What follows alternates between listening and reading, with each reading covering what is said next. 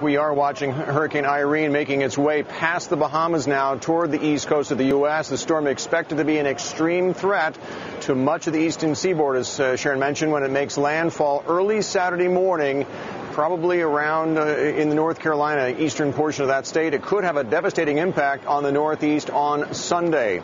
NBC's Lilia Luciano is in the Bahamas right now with the latest on the storm. Lilia?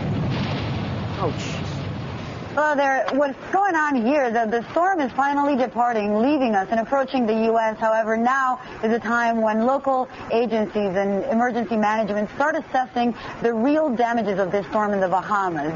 Here, what authorities have been telling me is that due to power losses and problems with communication, especially with the hardest hit islands, the lower islands towards the southeast, they've been unable to get to estimate a number. However, they're planning to rank this hurricane among the highest and most devastating, not in terms of physical losses, but in terms of financial losses, just because this hurricane has a very particular nature of hitting the most islands, at least in the last years. It's only the third hurricane with the capacity of going through the entire archipelago in almost 200 years.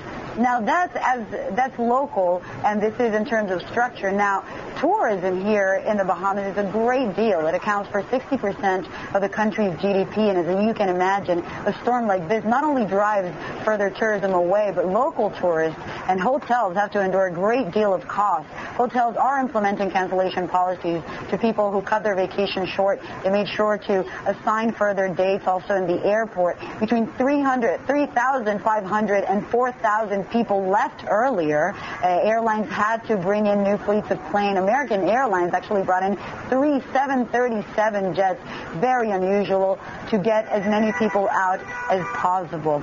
So we are expecting that the Bahamas would be hard hit with this storm. However, authorities have not released those numbers quite yet. NBC's Lilia Luciano there in the Bahamas, a preview of what's to come here along the East Coast. Thanks, Lilia, very much.